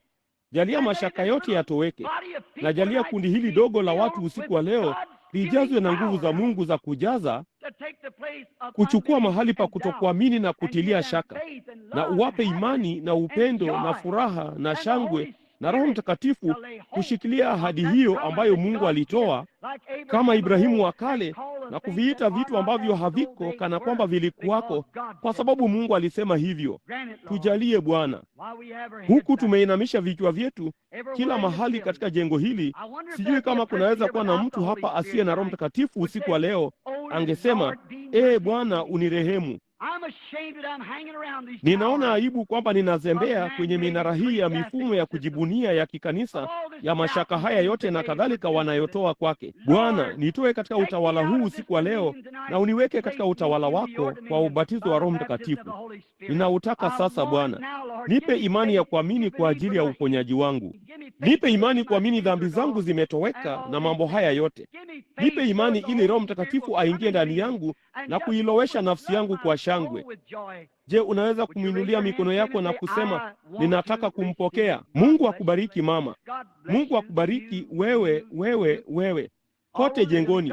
Mungu akubariki huko nyuma mama. Nasubiri. Mungu anaangalia. Na wewe hapa, safu hii yote hapa ndani. Naam, Mungu akubariki. Nataka Roho Mtakatifu. Nimechoka nikizunguka maisha nusu-nusu. Hasira na mizozo na hamaki na mashaka na hofu, vyote viko moyoni mwangu ndugu Branham, bali nataka vyote vitoke. Ninataka kuwa mahali ambapo ninaweza kuwa nuru inayoangaza. Ninataka niwe maisha yangu, niwe kama Stefano, jinsi alivyokuwa bila woga. Walisema uso wake uling'aa kama malaika. Sio lazima awe na mng'ao mkali. Malaika angekuwa mkali. Alijua alichokuwa akizungumzia. Alisimama mbele ya lile baraza la wazee na kusema, enyi wenye shingo ngumu msiotahiriwa mioyo na masikio, mnampinga Roho Mtakatifu kama baba zenu walivyofanya, na ninyi ni vivyo hivyo. Alikuwa malaika, alikuwa na ujumbe. Neno malaika linamaanisha mjumbe. Nipe, nifanye mjumbe Bwana wa nguvu za kiungu za Kristo kwa Roho Mtakatifu moyoni mwangu. Je, unaweza kuinua mkono wako, mtu mwingine ambaye hajainua? Baraka juu yako Bwana. Baraka juu yako msichana. Mungu akubariki kijana mwanamume. Bwana anakuona. Vema. Sawa. Sasa huku vichwa vyenu vimeinamishwa, hebu na tuombe Mungu awajaze na Roho Mtakatifu papo hapo mlipo. Ndugu Branham, unataka kushuka uniwekee mikono yako kwa ajili ya Roho Mtakatifu? Sio lazima. Petro alipokuwa akisema maneno haya katika nyumba ya Kornelio, Roho Mtakatifu aliwashukia wale waliolisikia neno. Imani chanzo chake ni kusikia, sio kuwekewa mikono, bali kwa kusikia. Kusikia nini? Neno la Mungu. Nimejaribu kwa njia yangu nyenyekevu kuwaonyesha minara inayojengwa, minara ya Babeli ambayo haina budi kuanguka. Nami ninawaelekeza kwenye mnara, na kuna njia moja tu ya kupanda kule, hiyo ni kupitia kwa Roho Mtakatifu. Huwezi kukaa bila kuegemea upande wowote. Biblia ilisema katika siku hizi kwamba kila mtu ambaye hakutiwa muhuri na Roho Mtakatifu angekuwa na alama ya mnyama. Alama ya mnyama ni nini? Kutokuamini. Hamjui ni nini? ikiwa wachungaji wenu wamewafundisha. Katika Agano la Kale, wakati baragumu ilipolia, kama huyo mtu alitaka kuwa huru, angeweza kuwa huru. Ikiwa hakutaka, angeenda kwenye mwimo na kutobolewa sikio lake kwa uma, kwa sababu alikataa kuwa huru. Basi ukikataa kuwa huru, basi utamtumikia mnyapara huyo siku zako zote, nawe umepotea. Muhuri wa Mungu ni nini, ndugu Branham? Roho Mtakatifu. Unasema, je, hilo ni la kimaandiko? Kabisa, mengi. Hebu niwape moja ili msilisahau. Waefeso 4:30 ilisema, msimhuzunishe Roho Mtakatifu wa Mungu, ambaye kwa yeye mlitiwa muhuri hata siku ya ukombozi wenu. Huo hapo muhuri wa Mungu. Hicho ndicho ninachojaribu kuwaambia. Mmeutazamia muhuri wa Mungu kuja katika siku za mwisho. Hauko kwenye paji la uso wako. Kusema ulikuwa kwenye paji la uso wako ni maarifa, kuelewa kwako. Lakini Biblia ilisema muhuri wa Mungu ni ubatizo wa Roho Mtakatifu, na kila mtu aliye nao mioyo yao iko huru. Wametiwa muhuri kwa maarifa ya Mungu katika vipaji vya nyuso zao, kwamba wanajua kwamba Yesu amekufa na akafufuka tena, kwa sababu wanaweza kumuona. Bado kitambo kidogo na asiamini hata niona tena. Hata hivyo ninyi mtaniona, wale walio na ule muhuri, kwa kuwa nitakuwa pamoja nanyi hata ndani yenu hata mwisho wa ulimwengu. Kazi nizifanyazo mimi ninyi nanyi mtazifanya, hata kubwa kuliko hizi, kwa kuwa mimi naenda kwa Baba yangu. Ulimwengu usioamini unatembea katika giza zito kuzunguka mnara fulani wa Babeli, mguso, na wana kitu kimoja ama kingine kwenye ushirikina fulani, dhehebu fulani, wakati mwaminio halisi ana ishara na maajabu, naye amefichwa kutoka kwenye macho ya asiyeamini. Fungueni mioyo yenu sasa na mumruhusu aingie. Nitawauliza wahudumu pia humu jengoni kuomba, hasa kwenye wakati huu. Huu ni wakati muhimu sana. Wakati huu utatia muhuri kikomo, hapana shaka, cha wengi. Nafsi moja ina thamani ya dunia 10,000. Jinsi wakati huu ulivyo mkuu. Bwana Mungu, muumba wa mbingu na nchi, Yehova, nyosha mkono sasa hivi kwa rehema za Bwana Yesu yule mbarikiwa, na umimine mafuta matakatifu ya Roho wako katika kila moyo hapa, wale walio na njaa. Imeandikwa katika Biblia, Petro alipokuwa akisema maneno haya, Roho Mtakatifu akawashukia. Si ajabu, wote walikuwa na kiu.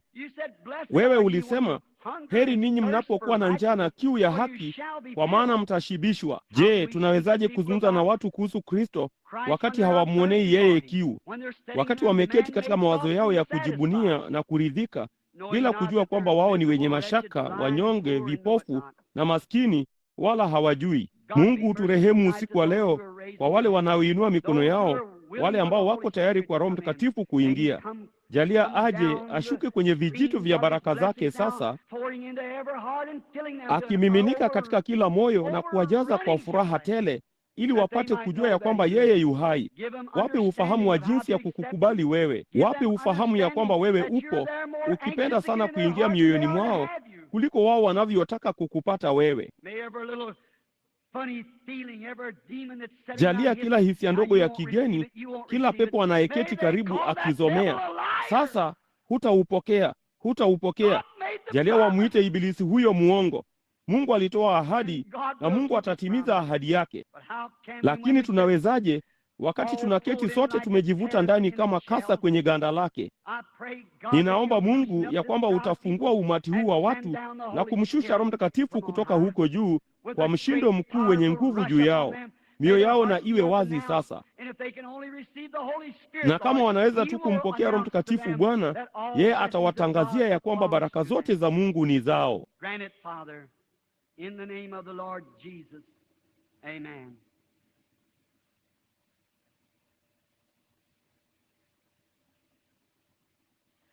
Tujalie Baba, katika jina la Bwana Yesu. Amina. Je, hamumpendi? Mnaamini ya kwamba hii ni kweli? Mimi si mhubiri sana wa kikanisa. Lakini laiti ningeweza tu kuelezea kile ninachokiona moyoni mwangu. Ninauona wakati wa mwisho. Najua huu ujumbe ni wa kweli. Kama nilikuwa nikifa saa hii, huu ujumbe ni wa kweli. Mnaona? Nami ninaamini ya kwamba macho ya watu mara nyingi yamepofushwa, lakini Mungu ni mwenye haki katika kila wakati. Alimtuma Nuhu. Ni wangapi waliookolewa? Ni wangapi waliookolewa katika siku za Lutu? Yesu alisema ndivyo itakavyokuwa katika kuja kwake Mwana wa Adamu. Bila shaka mnaona, wachache tu, lakini ujumbe uliendelea vivyo hivyo tu. Sasa sikilizeni, ni wangapi wanaoamini ya kwamba Mungu yuko hapa? Hebu tuone mkono wako. Ni wangapi wanaoamini ya kwamba yeye ni Yehova Rafa, dhabihu ya Bwana iliyotolewa? Ni wangapi wanaoamini kuwa yeye ni Yehova Ire, Bwana akuponyaye? Sikiliza rafiki, mara nyingi sana huduma yangu huku Marekani haijawa na nguvu sana, kwa sababu inaonekana kana kwamba watu wamechanganyikiwa sana. Mmoja anafundisha jambo moja na mwingine lingine, badala ya kuketi na kuchukua Biblia na kujisomea mwenyewe, mnaona, na kushawishiwa na Roho Mtakatifu. Sasa angalieni, hamhitaji, mmefundishwa, watu wanakuwekea mikono. Hiyo ni sawa. Huduma yangu ni kushuhudia ushahidi wa Yesu Kristo aliyefufuka katika wafu. Sasa baadhi yenu mlifikiri ilikuwa ni telepathia ya kiakili. Mliandika barua zenu leo hii na kusema hivyo. Jana usiku niliwachukua watu waliokuwa na kadi za maombi na kuwakatalia, ndipo nikawachukua tu wale wasio na kadi za maombi. Rafiki, hebu nikuambie kama mtumishi wa Kristo, hawa hapa Jean na Leo wameketi, rafiki msiri wangu. Huyu hapa Daktari Veil, mwanangu Billy. Kuna ndugu Sothman, meneja wa Canada. Ndugu Norman, yule ambaye ameandaa mkutano huu. Wanaume wengi. Pigia mji wangu simu. Mpigie simu meya wa mji, Bwana Hodenpel. Mpigie simu hakimu. Kipigie simu kikosi cha polisi. Mpigie Daktari Sam Adea, daktari mashuhuri kuliko wote kusini, kliniki kubwa. Waulize ni maono ya aina gani yanayotokea. Waulize kama ni kweli. Mpigie simu Daktari Sam Adea usiku wa leo, muulize yeye hufanya nini anapofika mahali pagumu. Huja nyumbani kwangu, anapiga magoti, na hapo anakaa mbele za Mungu, mimi na yeye, mpaka Mungu atakapoonyesha ono. Muulize kama liliwahi kushindwa hata wakati mmoja. Mpigie simu kwa gharama yangu. Daktari Sam Adea anaendesha kliniki kubwa huko. Muulize jinsi alivyowahi kupata hiyo kliniki huko, wakati alipokuwa huko nyumbani kwangu akilia na kusema, mji huu unahitaji kliniki. Nami nikamwambia mahali ingejengwa hasa, naye angeijenga. Kasema, huwezi kupanunua mahali hapo. Kasema, miaka 25 kutoka sasa, iko mahakamani huko Boston. Nikasema, Bwana asema hivi, itakuwa yako kabla ya saa 24. Nikasema, utakuwa na kliniki huko, itajengwa kwa matofali mekundu, utakuwa na ishara mlangoni na kadhalika na namna hiyo. Akasema, Billy, nisingekutilia shaka bure mwanangu. Nikasema, Bwana amekupa wewe daktari. Mpigie simu usiku wa leo na umuulize kilichotukia. Kesho yake asubuhi akanipigia simu akasema, ninaganda nusura kufa. Ndio kwanza wanipigie simu, na jambo fulani lilitukia jana usiku na tayari tumepanunua mahali hapo. Uliza kuhusu wagonjwa anaowatuma kule wakiwa na kansa, wameliwa, hakuna matumaini hata kidogo. Tutamuombea. Wananifukuza hospitalini. Tutaingia chumbani na kufunga mlango. Bwana ataonyesha ono, ama kusema wakati watakapoondoka au kitakachotukia hasa. Muulizeni kama iliwahi kushindwa. Hili ni dogo tu hapa. Hili ndilo dogo zaidi nililowahi kuona likifanyika katika wowote wa mikutano yangu. Hiyo ni kweli. Nimejaribu kila kitu kuvunjilia mbali kitu hicho. Nilikuja nanyi mkawazia kadi za maombi, nikazigeuza hizo kadi za maombi. Ninajaribu kila kitu. Niko hapa kama mtumishi wenu na ndugu yenu. Mambo haya hapa. Huyu hapa Banks Wood ameketi hapa mahali fulani, muuzaji wangu wa vitabu. Leo, Jean, hawa hapa wavulana wawili, mmoja Mkatoliki na huyo mwingine sidhani alikuwa mfuasi wa lolote. Walipokuja huko Hammond, Indiana, na kumwona Roho Mtakatifu ndani ya hao maelfu ya watu wakiita miaka michache iliyopita. Mmoja wao alifuga ndevu ndefu mno. Walijifanya makachero wa FBI wao wenyewe, washuke waje waone kama mambo hayo yalikuwa ni ya kweli. Wakaja nyumbani kwangu wakijifanya wainjilisti na kadhalika. Naye Roho Mtakatifu akashuka moja kwa moja na kuwafichua. Hawa hapa wameketi hapa sasa. Mnaona? Kwa nini hamwezi kulistahimili? Kuna nini? Bwana Wood yuko hapa mahali fulani, alikuwa akiniambia. Ameketi papa hapa. Huko chini kabisa Louisiana, nilimwona akiumia. Nikampigia simu na kumwambia ajihadhari. Kesho yake alikikatilia mbali kidole gumba chake. Angaliukatilia mbali mkono wake. Roho Mtakatifu. Siku chache zilizopita usiku nilipokuwa Chicago, nilimwona katikati ya moshi na kumwambia awe mwangalifu. angaliingiwa na sumu ya risasi papo hapo na kuingia kwenye lundo hilo la moshi, naye karibu afe papo hapo. Ulizieni jinsi mambo yanavyotabiriwa majuma baada ya majuma na miezi baada ya mwezi kabla hayajatukia. Baadaye juma hili nitawaonyesha hii ni nini. Hii ni imani yako mwenyewe, na hiyo ndiyo sababu mambo hayawezi kufanyika. Ni wewe ukivuta kutoka kwa Roho Mtakatifu. Nani? Yesu kamwe hakuona ono kwa ajili ya yule mwanamke. Imani yake ndiyo iliyomgusa. Hiyo ndiyo sababu nguvu zilimtoka. Imani yako ndiyo inayofanya hivyo, si yangu. Wewe ndiwe unayefanya hivyo. Na kama ukiondoa hisia hizo za kimizuka kwako na kumwamini Mungu kweli, kitu hiki kitatokea kwa uamsho mmoja mkubwa mno wa haleluya, na vilema, vipofu, viwete na kila kitu kitatendeka. Lakini mradi mmeketi mkiwa mmejifungia tunduni, yeye anawezaje kufanya hivyo? Ninaamini katika kuwa mtu wa kutopenda mabadiliko. Lakini isitoshe, jambo hilo la kutopenda mabadiliko hukupa roho ya ushirikina. Msiniambie, nimesimama hapa sasa, ninajua ninachozungumzia. Roho Mtakatifu yuko moja kwa moja humu jengoni sasa hivi, atamponya kila mmoja wenu papo hapo unapoketi, kama mtaamini. Tayari amefanya hivyo. Ni wangapi wanaoamini hivyo? Je, mnaamini hilo? Vema, nitaona jinsi mnavyoamini. Inamisheni vichwa vyenu kwa muda kidogo. Weka mkono wako juu ya mtu aliye karibu nawe. Sasa achana tu na kila ushirikina. Uko chini ya utawala wa Kristo. Popote walipo wawili watatu wamekusanyika katika jina langu, nitakuwa katikati yao. Mnaweza kuniita mnafiki, lakini mtaona baada ya dakika moja. Ninaona watu sasa hivi wakiponywa. Hiyo ni kweli sasa hivi. Wenda usiutambue sasa hivi, lakini kama wachungaji katika jengo hili hawataona watu wakija kwao baada ya mimi kuondoka, kuwaambia ya kwamba matatizo ya tumbo na mambo kama hayo yaliwaacha, mimi ni shahidi wa uongo. Hiyo ni kweli. Hiyo ni kweli. Ninaliona. Ninalitazama sasa katika ulimwengu mwingine. Aminini. Aminini. Hakika kama maskini mhotentoti asiye na elimu huko Afrika, ambaye hata hajui mkono wake wa kulia au wa kushoto ni upi, anaweza kuukubali. Vipi kuhusu wewe unayeweza kusoma Biblia na umefundishwa katika Ukristo? Kama maskini jamaa huyo hana budi kuamini kwa kuliangalia mara moja tu, kwa maana sina budi kwenda mahali pengine kesho yake, na maelfu wanainuka kutoka kwenye viti vya magurudumu na vilema na vipofu. Na wewe je? Mungu, jinsi ulivyo na rehema, jinsi ulivyo mvumilivu, hupendi mtu yeyote apotee. Sasa keti, umefungiwa ndani pamoja na Mungu. Ungama dhambi yako, ungama kutokuamini kwako. Mwambie Mungu kwamba unajionea aibu kwa kutokuamini kwako. Ninakupa changamoto kufanya hivyo, nawe utaona utukufu wa Mungu. Ninajisikia kupakwa mafuta hivi sasa kufanya jambo tofauti na lile nimewahi kufanya.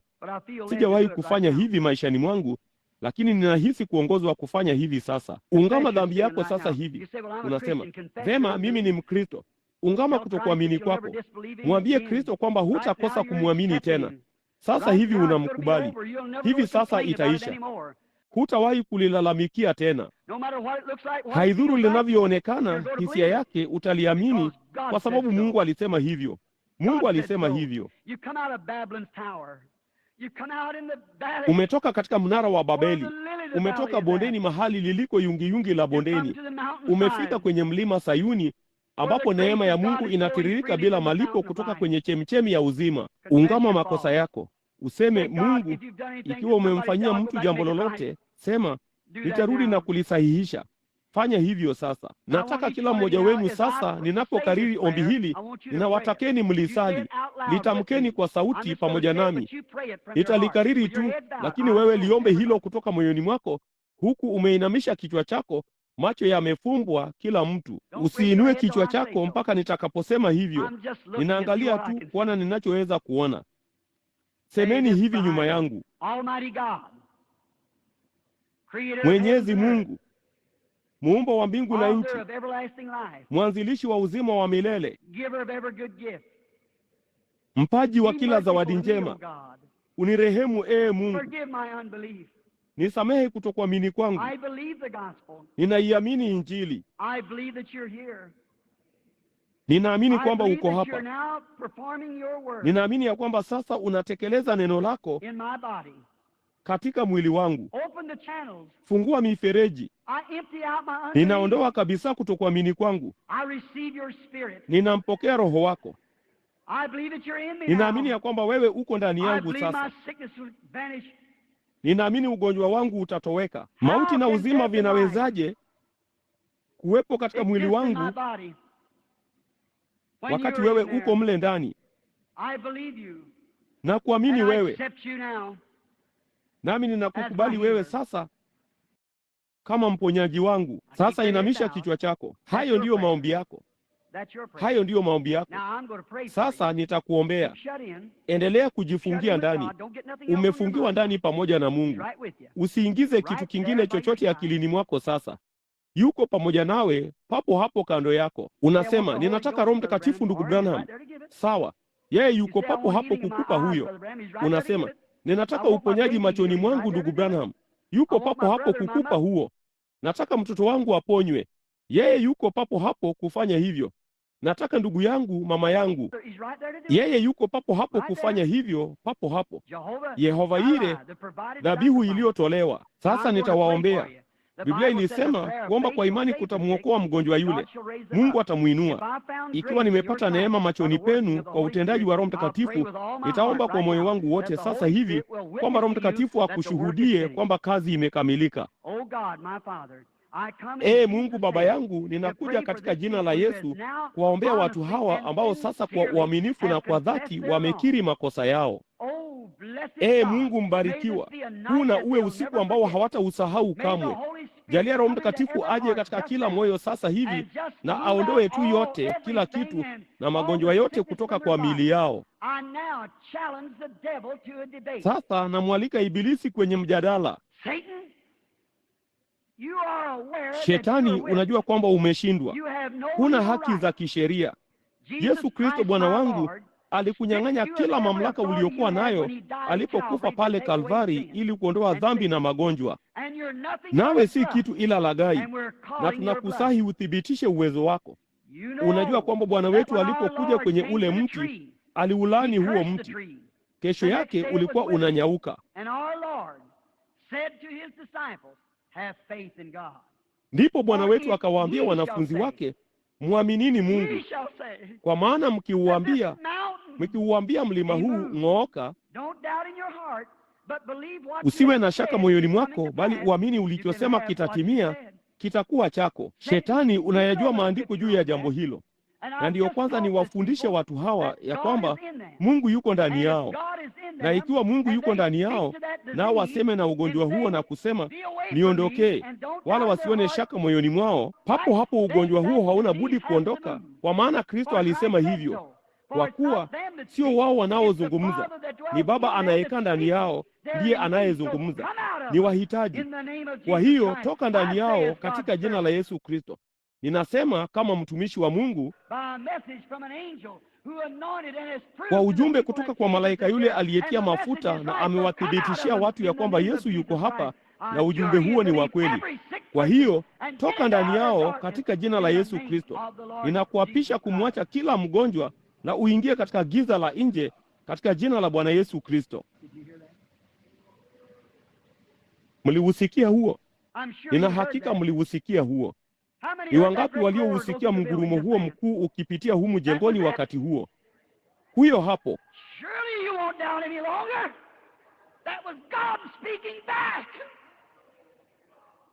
Hakika hamtatilia shaka tena.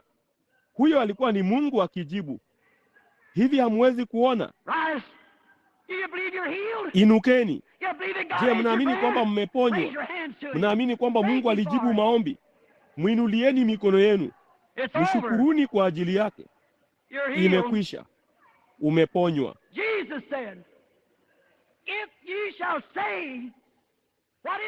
Yesu alisema, kama mtauambia, ni kitu gani? Unapotoka Babeli, umetoka chini ya kutokuamini. Umetoka chini ya ushirikina. Umetoka chini ya mambo haya yote. Nawe umejazwa na uzima wa Mungu mwenyewe. Sauti yako ni sauti yake. Ndivyo ulivyo. Nililinena chumbani mwangu muda mfupi uliopita. Mungu aliniambia nifanye hivi, nalo hili hapa. Amelithibitisha hivi sasa. Amina. Na jina la Bwana libarikiwe. Lo, ni wakati wa jinsi gani! Hiyo ni mara ya kwanza kutendeka tangu Afrika Kusini. Mtapapasa katika kutokuamini hata lini? Mnapata hilo? Upepo ulivuma kwenye jukwaa hili hapa sasa hivi, Roho Mtakatifu alipokuwa akipitia humu, kwa sababu neno la Mungu lililonenwa ndilo lililofanya hivyo. Amina. Ni wangapi wenu wameponywa? Inueni mikono yenu. Ni wangapi mnajisikia tofauti katika mwili wako? Inua mkono wako. Haya basi, sasa umeponywa kwa utukufu wa Mungu. Wote wanaojisikia tofauti, ikiwa hukuweza kuusogeza mkono wako, usogeze. Kama ulikuwa huwezi kusikia kutoka kwa sikio lako, weka kidole chako kwenye sikio na usikilize. Unaweza kusikia. Kama hungeweza kutembea, simama kwa miguu yako. Ikiwa wewe ni kipofu, ondoa miwani yako ya jua kutoka kwa macho yako. Unaweza kuona. Roho Mtakatifu alipitia mahali hapa sasa hivi katika thibitisho la neno. Haleluya. Jina la Bwana libarikiwe. Kitu kama upepo kilipita juu ya jengo. Ni wangapi wangeweza kuuhisi huo ulipopitia hapa? Inua mkono wako. Kuwa mwaminifu kwa nafsi yako. Ule upepo uliopita kwenye hili jengo, huyo ni Roho Mtakatifu. Liseme nalo litafanyika. Kama upepo mkubwa wa upendo ulienda moja kwa moja kupitia hapa, nami nikausikia ulipopitia juu ya kusanyiko. Mliusikia na kuuhisi pia. Ni uwepo wake. Wote sasa wanaojisikia tofauti, wote sasa wanaojisikia kuwa mumeponywa, wote sasa wanaohisi kwamba Kristo yu ndani yako. Hiyo ilikuwa ni nini? Kama vile tu Roho Mtakatifu alivyokuja kwenye siku ya Pentekoste, ameshuka moja kwa moja, upepo uliovuma hapa. Ni wangapi walio shahidi wa hilo? Inua mkono wako. Kila mtu mwaminifu kutoka moyoni mwako.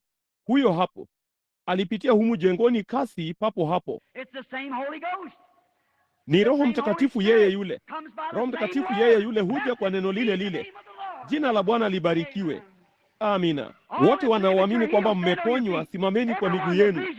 Kila mtu anayeamini ya kwamba unajisikia tofauti, naam, kwamba sasa hivi umeponywa, simama kwa miguu yako. Amina. Amina. Ndivyo hivyo. Amina. Wakati wanapongojea, unapoanza kujisikia tofauti, ikiwa ulikuwa na maumivu ya kichwa, ikiwa yamekwisha, simama. Ikiwa ulikuwa mgonjwa tumboni mwako, simama. Ikiwa imekwisha, simama kama shahidi. Haya basi, inafanya nini? Roho Mtakatifu ndiye aliyefanya jambo hilo. Amina. Kujazwa na wema wake. Lo, jamani, hii ndiyo hadithi yangu, huu ndio wimbo wangu. Lo, hujisikii vizuri? Kila mtu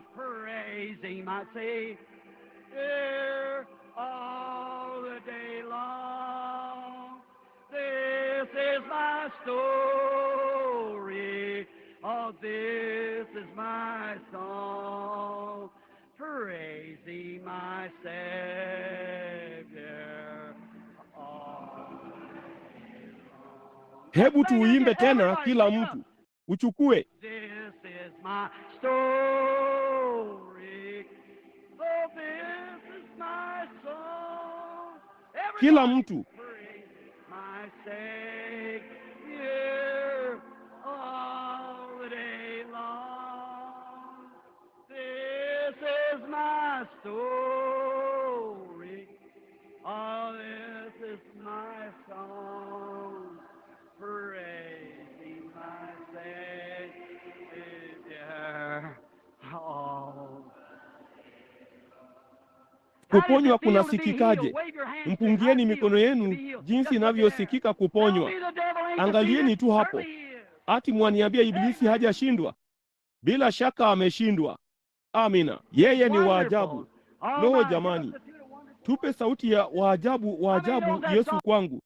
Ni wangapi wanaujua wimbo huo? Waajabu, waajabu Yesu kwangu. Mshauri, mfalme wa amani, Mungu mwenye nguvu. Sawa, unaujua dada? Sawa. Wonderful, wonderful Counselor, Prince of Peace, mighty God is He, of saving me, keeping me from all sin and shame. Wonderful, my Redeemer, praise His name. Oh, wonderful, wonderful, Jesus is to me. Oh, Counselor, Prince of Peace, mighty God is He, oh, saving me, keeping me from all sin and shame. Wonderful is my Redeemer, great. Kwa faida, kama kunaweza kuwa na mwenye shaka anayesimama karibu, ambaye ninaihisi moyoni mwangu sasa na dhidi ya roho yangu, mtu fulani anafikiri kwamba mgurumo huo ambao ulipita wakati huo ulisababishwa na ndege au kitu fulani. Mungu aliye mwamuzi wangu mkuu, roho huyo alipitia kwenye jukwaa hili hata akalipeperusha koti langu ubavuni mwangu na akanguruma juu ya hili jengo papo hapo. Nilimhisi, nikamwona alipotoka. Ni wangapi walio mashahidi sasa? Biblia ilisema kinywa cha mashahidi wawili watatu. Kabisa sio, ni Roho Mtakatifu. Mnakumbuka wakati Yesu alipokuwa akiomba wakati mmoja na kukawa na ngurumo kutoka mbinguni? Ni wangapi wanaokumbuka hilo? Ndipo baadhi yao wakasema, lo, jambo fulani, ngurumo au kitu kama hicho. Hiyo bado roho ya mashaka ingali hai, lakini Mungu angali hai pia. Yuko papa hapa. Upepo ule ule wenye nguvu ukienda kasi ulioshuka kutoka mbinguni kwenye siku ya Pentekoste uko papa hapa kushuhudia jambo lile lile tena. Mwenyezi Mungu ndiye mwamuzi wa mambo yote. Amina. Mnampenda? Bwana asifiwe. Sawa. Kila mtu anyoshe na kupeana mikono wakati tunapoimba tena wa ajabu. Ninyi wa Methodisti na Wabaptisti mjirekebishe sasa. Vema. Lo, geuka moja kwa moja. Peana mikono na kila mtu aliye karibu. Of Peace, the mighty God is He, oh, saving me, keeping me from all sin and shame. Oh, wonderful is my Redeemer, great His name. Bwana asifiwe. Je, mnajisikia vizuri sasa? Kote mashaka yote yamepita. Mpungieni mikono yenu. Yote yamepita. Mashaka yote yamekwisha. Lo, jamani, waajabu, waajabu. Vema, mashaka yote yamekwisha. Mungu akubariki. Dr. Rivel.